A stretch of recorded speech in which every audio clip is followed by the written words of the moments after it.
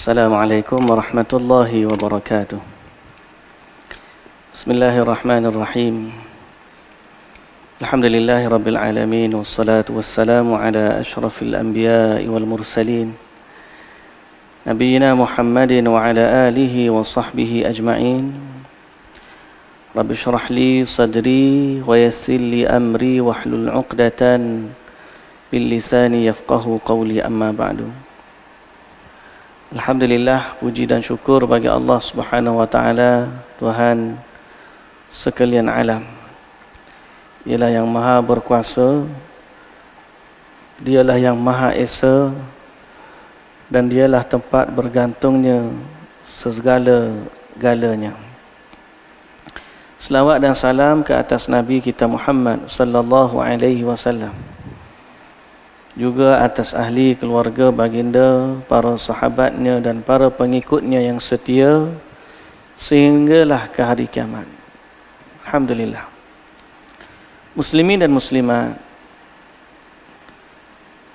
kita bersyukur pada Allah Subhanahu wa taala yang Maha Esa, yang Maha Agung. Dan kita sebagai hamba mesti mengerti hakikat keagungan dan keesaan Allah Subhanahu wa taala, sehingga kita sebagai manusia ni boleh letak diri kita pada tempat kita dan kita agungkan Allah pada keagungannya. Penting apa?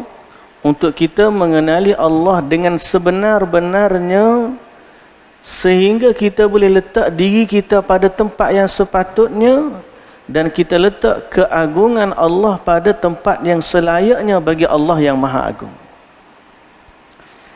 Macam mana kita nak kenal Allah Subhanahu wa taala dengan sebenar-benarnya, dan kita nak meletakkan Allah pada kedudukan dan keagungan yang selayaknya bagi Allah?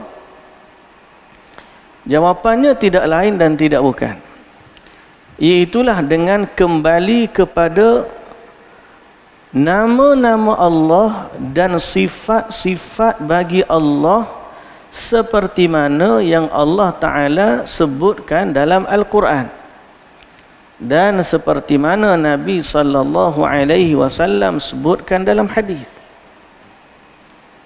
Sebab itu bila kita kenal Allah dengan nama-namanya dan sifat-sifatnya, kita boleh letak diri kita pada tempat mana dan kita boleh letak agungkan Allah pada kedudukan Allah yang layak dengannya. Seperti contoh, bila kita sakit, kita duduk kat rumah sakit ni kan, kat IJN ni rumah sakit lah kita kata, kita minta agar dapat kesembuhan.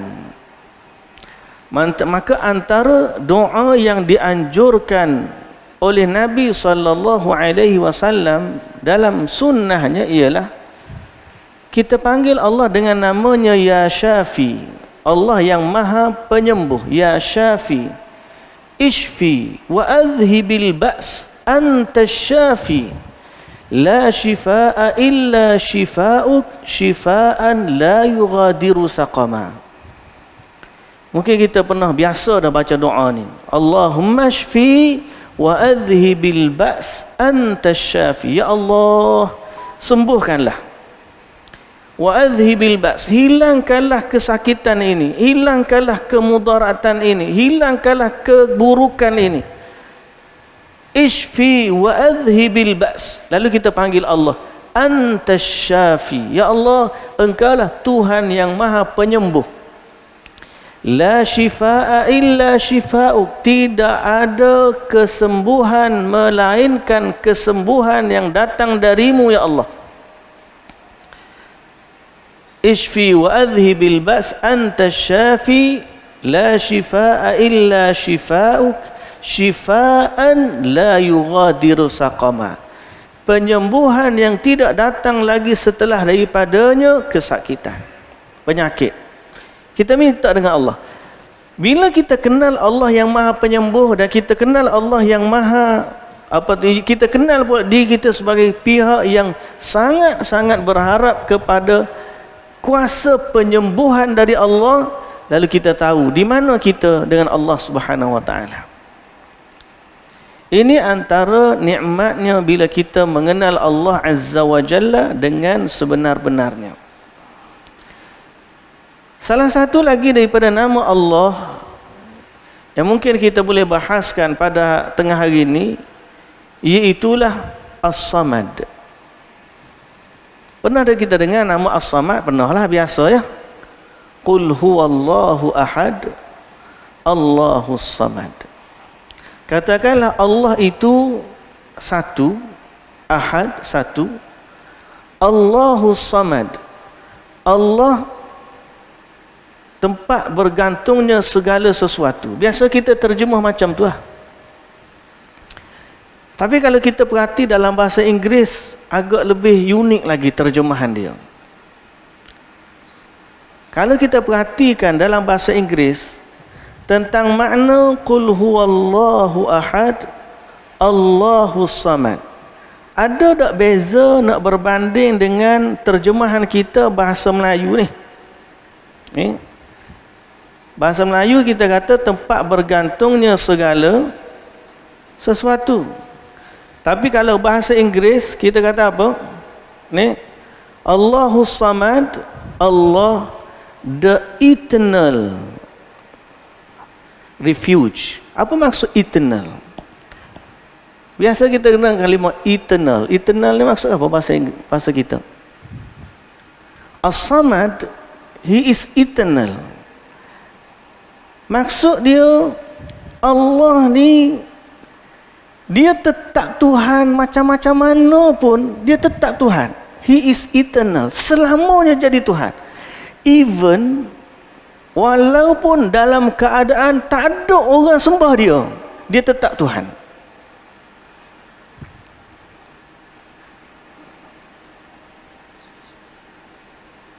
Lah, perlu cakap tadi tak dengar suara. Mute rupanya. Saya dah perasan dah tadi. Hak atas ni bukan atas ni. Ni, hak atas ni. Ni atas ni. Tak tu bukan. Ni bukan? Ni ke? Tekan. Okey dah. Tak. Okey dah. Dengar dah. Panjang lah kita ceramah ni. Rupanya tak ada. Orang online tak dengar. Okey. Baik. Sekali lagi. Kena ulang balik lah pasal dekat online kita tak dengar. Ni online dekat staf-staf dalam ni dengar ni. Saya sebut tadi, tuan-tuan, puan-puan yang dirahmati Allah, sahabat-sahabat IJN semua, bahawa antara nikmat yang kita ada dalam diri hidup ni ialah bila kita kenal Allah Azza wa Jalla dengan sebenar-benarnya. Dan untuk kenal Allah dengan sebenar-benarnya, tidak ada jalan lain yang kita boleh buat melainkan kita kenal Allah melalui nama dan sifat-sifatnya. Nama dan sifat-sifatnya ni, Allah ni berkaitan dengan nama dan sifat dia ni, bukan kita boleh saja-saja bagi tau. Aku nak letak nama bagi Allah macam ni. Kita fikir satu kalimah yang menunjukkan kekuasaan lalu kita sebut inilah dia yang nama layak bagi Allah. Tak ada. Nama Allah ni hanya boleh diketahui melalui Al-Quran dan juga As-Sunnah, kerana yang layak menamakan Allah dengan nama-namanya ialah Allah sendiri, Tuhan sendiri. Kita tak layak. Siapa kita nak bagi nama bagi Allah? Bagi nama anak kita boleh ha? Nama kita pun ibu ayah kita yang letak nama. Bagi Allah, kita tak boleh letak nama Allah, melainkan kita kena cari mana dia Allah namakan dirinya dengannya. Jadi saya bagi contoh tadi seperti Asy-Syafi. Asy-Syafi ni dalam doa kita datang pada hospital, kita baca ke orang sakit. Ni siapa-siapa datang ziarah orang sakit patutnya kena hafal doa ni. Doa ni daripada Nabi SAW. Nabi ajar, Allahumma shfi wa adhibil ba's. Ya Allah, sembuhkanlah. Ishfi ni makna sembuhkanlah. Wa adhibil ba's, hilangkanlah kesakitan ini. Antasy syafi, kita kata engkaulah Allah Tuhan yang maha penyembuh. La shifaa illa shifauk, tidak ada kesembuhan, tidak ada penyembuhan melainkan penyembuhan yang datang darimu. Shifaan la yughadiru saqama, kesembuhan yang kita harap tidak datang lagi setelahnya penyakit. Jadi salah satu daripada nama Allah berdasarkan hadis ni ialah Asy-Syafi. Bila kita kenal Allah yang Maha Penyembuh, kita tahu kita sangat berhajat kepada kuasa penyembuh tu, lalu kita minta dari Allah Subhanahu Wa Taala agar sembuhkan sakit kita ke, sembuhkan sakit keluarga kita ke, dan siapa-siapa yang ada kaitan dengan kita. Salah satu daripada nama yang kita dah sebut tadi ialah nama Allah As-Samad.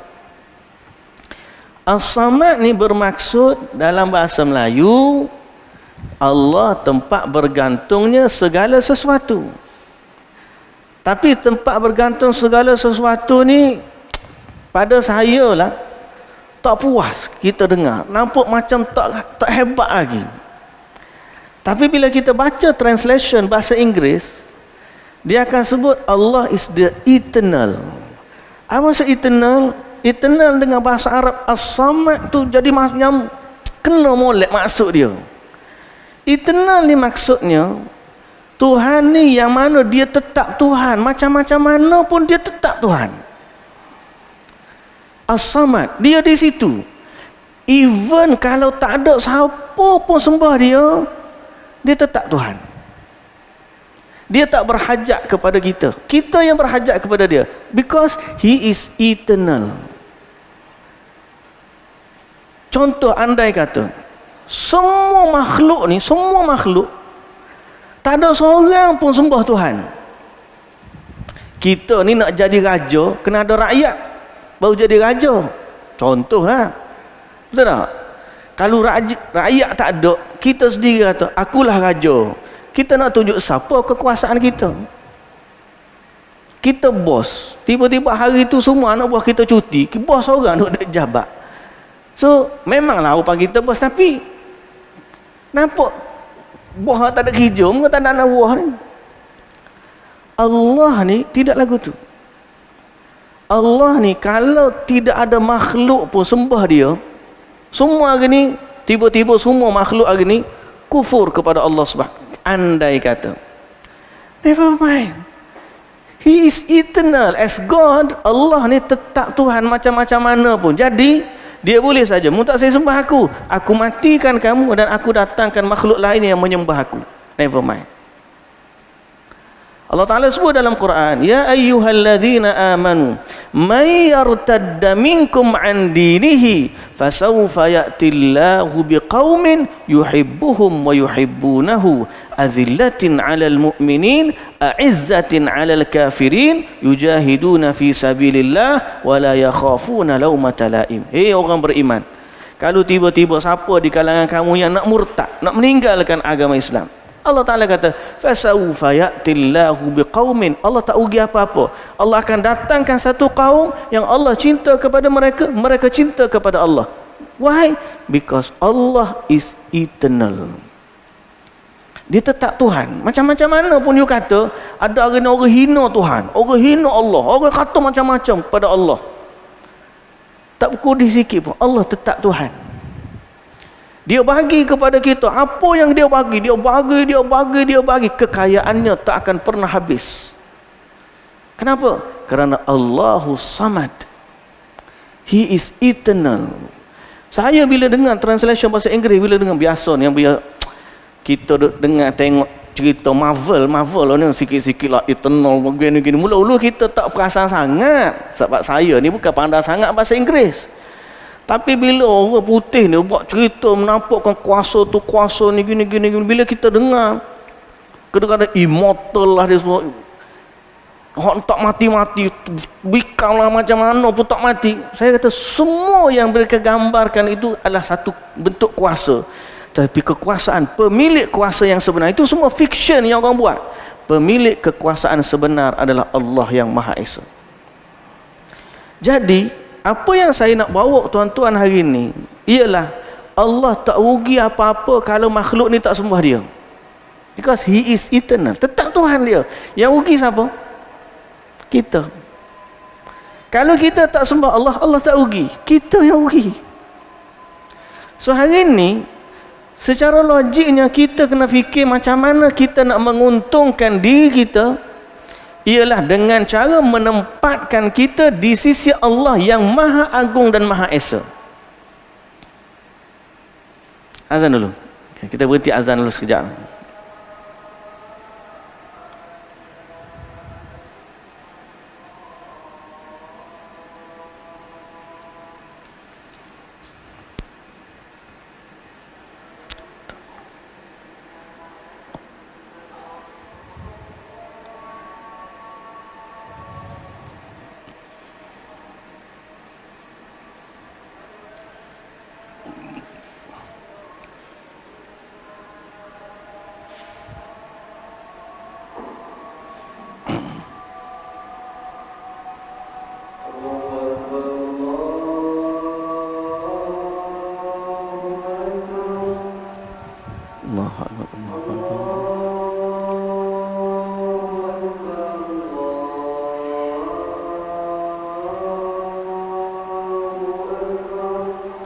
Allahu Akbar, Allahu Akbar.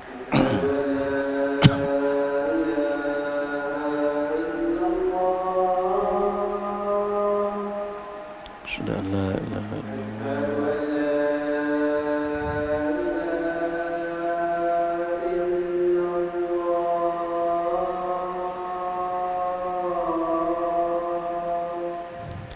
Sudah la ilaha illallah.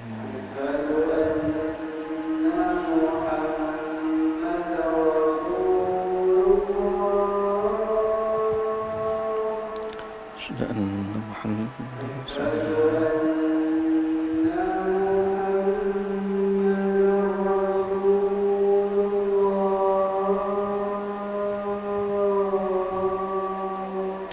Sudah anna Muhammadan Rasulullah.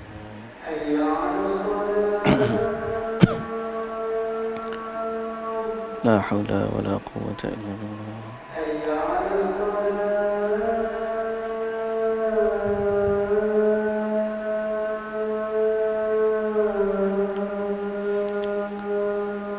La haula wala quwwata illa billah.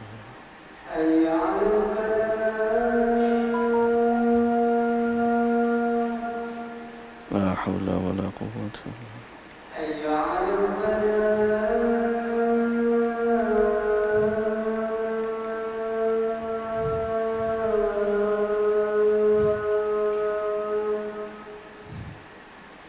La haula wala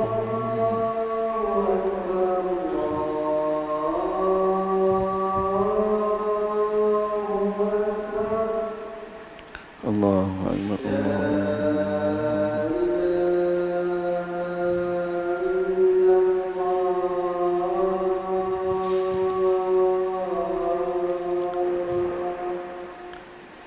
La ilaha illallah Muhammadur Rasulullah.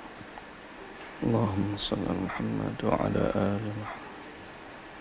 Allahumma rabb hadhihi ad-da'wati at-tammah was-salatil qa'imah. آت محمدا وسيلة الفضيلة وبعث مقام محمد الذي أعطى. Baik, muslimin dan muslimat yang dirahmati Allah Subhanahu wa taala sekalian. Jadi bila kita baca tentang sifat Allah As-Samad, As-Samad yang mana dia tetap Tuhan, macam-macam mana pun dia tetap Tuhan dan dia tidak berhajat kepada sesuatu. Balah kita ni yang berhajat kepada dia, yang kita boleh gambarkan dalam bahasa Inggeris dengan satu kalimah, He is eternal. Kita ni, kita tempat bergantung segala sesuatu, macam tak puas lagi tak sampai lagi maksud tu. Jadi conclusion daripada tu yang kita boleh tengok bahawa Allah ni tetap Allah. Jadi kita, kalau manusia tidak sembah Tuhan, Tuhan tak rugi apa. Yang rugi ialah manusia tu apabila dia tidak menyembah Allah yang Maha Agung.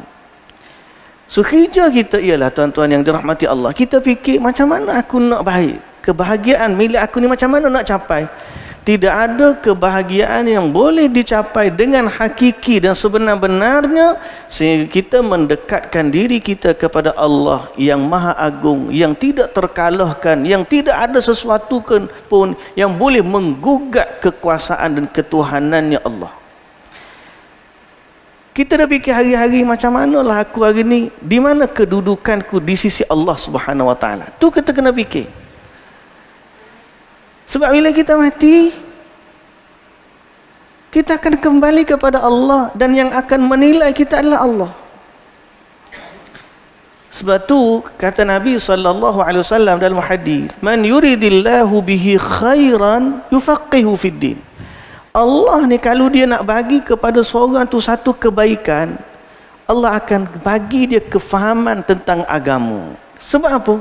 Sebab agamalah jalan yang membawa kita dekat dengan Tuhan. Bukan makna agama tu mesti duduk solat, puasa, itu semata-mata tak. Kita faham macam mana bekerja pada sudut kacamata agama. Kita nak berkeluarga, kita tahu macam mana berkeluarga dari sudut kacamata agama. Kita nak berkawan, kita tahu macam mana nak berkawan dari sudut kacamata agama. Man yuridillahu bihi khairan yufaqihu fid din, diberikan kefaqihan, kefahaman dalam agama supaya kita boleh buat kehidupan kita ni sesuai dengan agama tentukan. Kita nak bisnes, macam mana kita nak bisnes dalam ruang lingkup yang dibenarkan agama.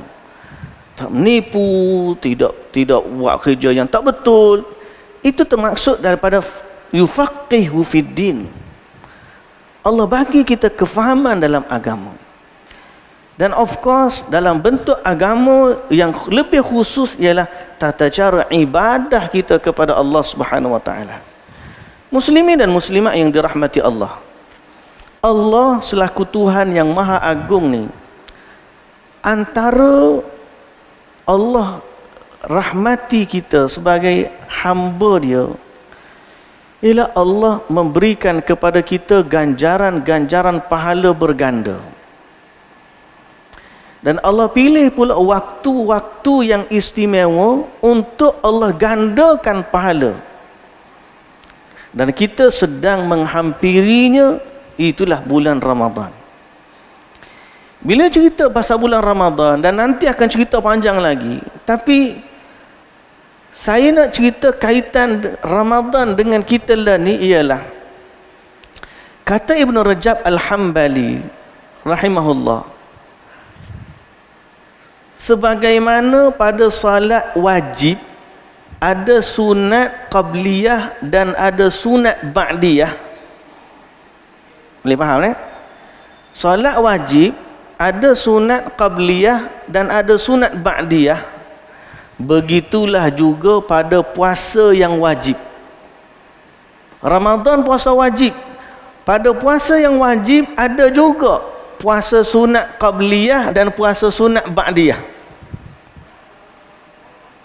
Mana puasa sunat ba'diyah Ramadan? Istilah tu ialah puasa 6 hari di bulan Syawal. Mana puasa sunat qabliyah bulan Ramadan? Ialah puasa sunat di bulan Sya'ban. Jadi kita ni sampai tak perasan hari ni dah masuk bulan Sya'ban. Ada setengah orang lah tak perasan, Sya'ban dah kita. Masa bulan Rejab hari tu kemain lah orang duk share, kita dah masuk Rejab begitu, Rejab begini, Rejab fadilat Rejab lah, istighfar Rejab, macam-macam.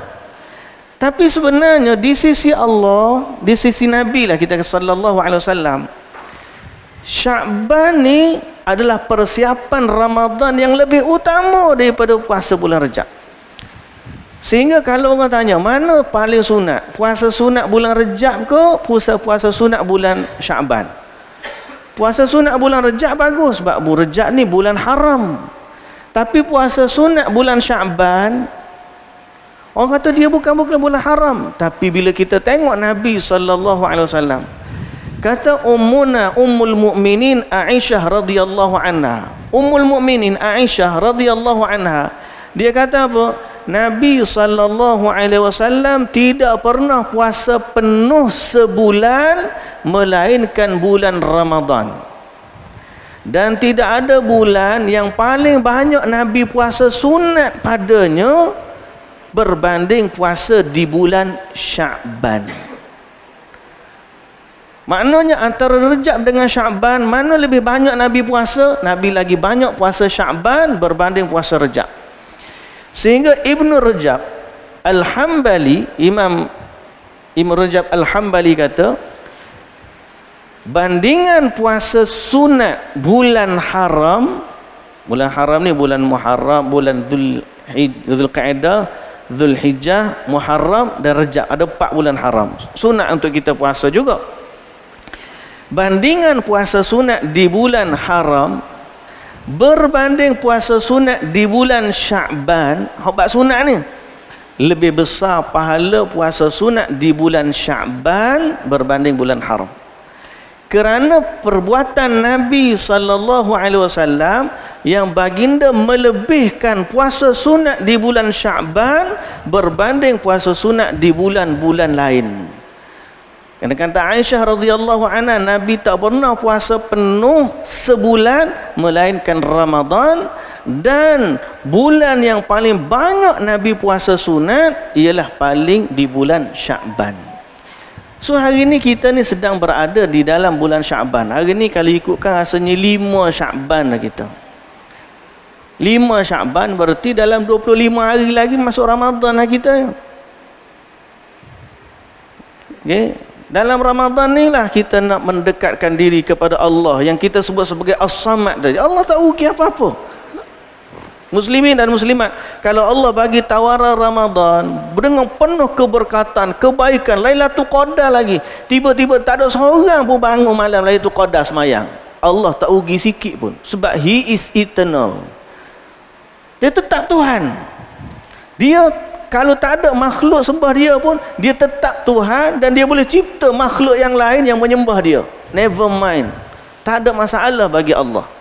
Kita kena fikir, aku ni macam mana?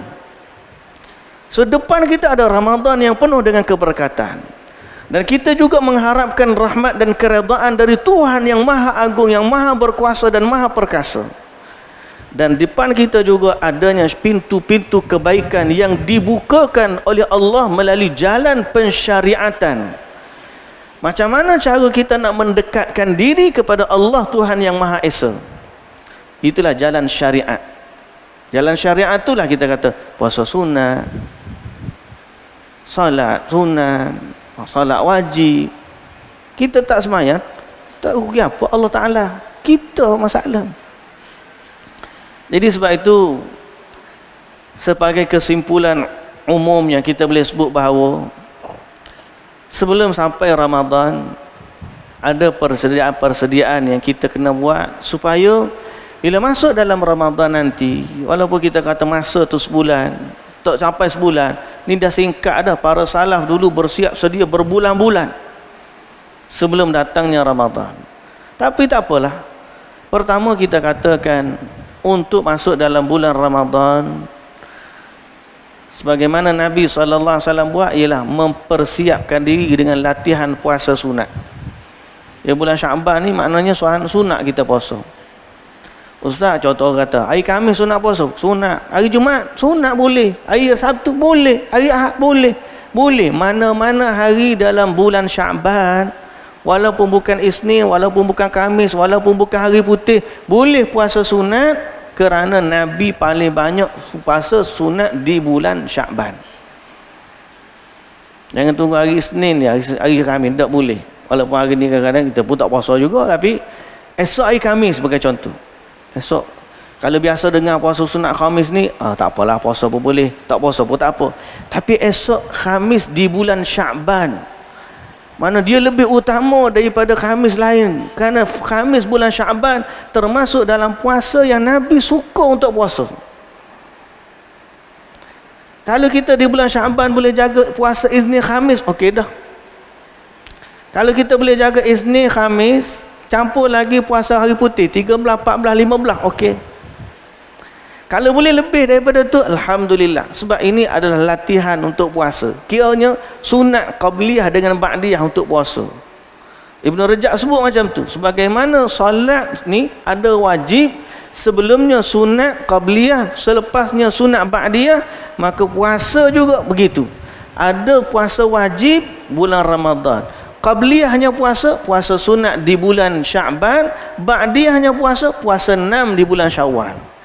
Tujuan puasa-puasa ni adalah untuk mengimbangi atau menutupi kekurangan andai kata berlaku pada ibadat yang wajib. Jadi persiapan pertama kita memperbanyakkan puasa sunat di bulan Sya'ban.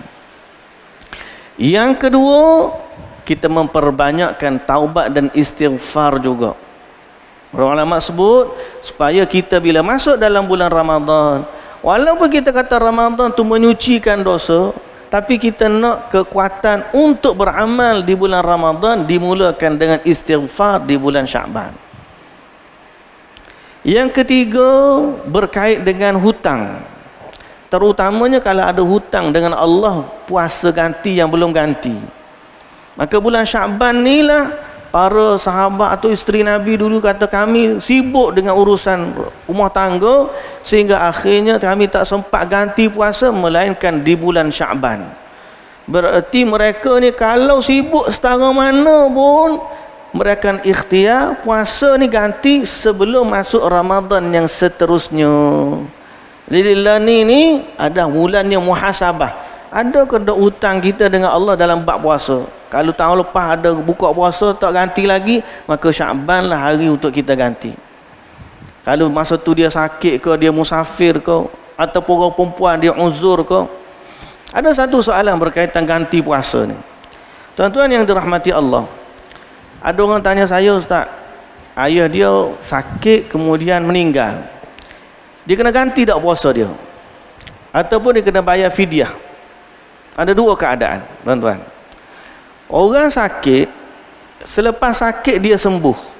Sepatutnya masa sembuh dia qada, tapi dia tak guna waktu tu untuk qada sampailah dia mati.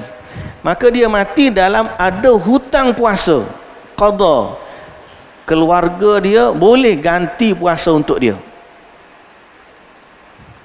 Pasal apa? Hutang tetap hutang sebab dia dah sihat sebentar.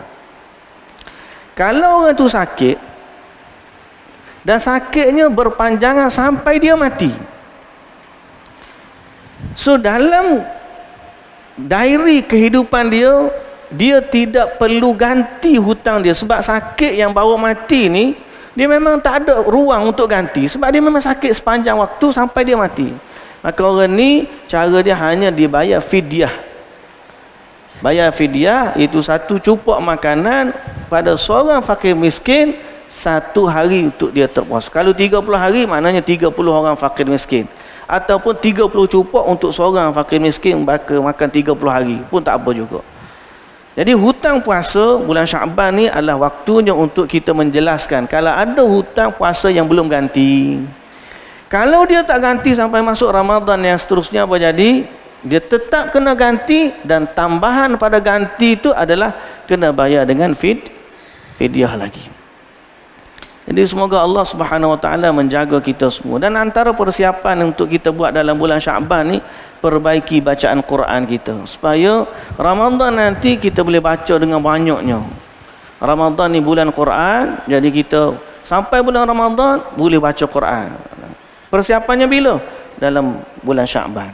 Agar kita tidak mensia-siakan waktu Ramadan yang datang pada kita nanti, dan kita menjadi hamba yang benar-benar insaf dan mengharapkan kebaikan dari Allah Subhanahu Wa Taala. Ingat, Allah tu As-Samad. Dialah, He is eternal. Kita ni hamba.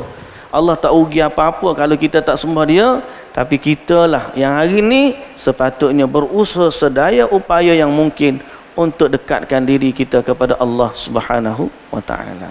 Wallahu ta'ala alam. Itulah yang dapat saya sebut pada tengah hari ini. Sahabat-sahabat di IJN, sama ada secara fizikal ataupun melalui online ni, semoga Allah Ta'ala berkati kita semua. Wallahu ta'ala alam. Subhanakallahumma wa bihamdika, asyhadu an la ilaha illa anta, astaghfiruka wa atubu ilaik. Aqulu qawli hadza wa astaghfirullahal azim li wa lakum. Wassalamu alaikum warahmatullahi wabarakatuh.